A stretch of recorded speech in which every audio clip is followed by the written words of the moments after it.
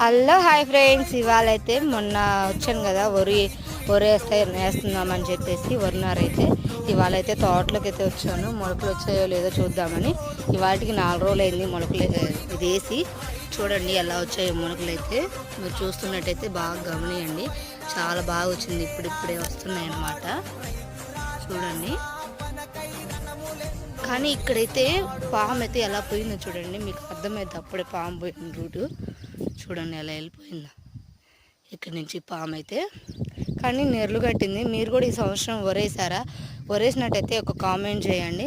మేమైతే పోయిన సంవత్సరం వెళ్ళేదని ఈ సంవత్సరం అయితే వేసాము. ఈ సైడ్ అయితే ఇంకా బాగా పండింది.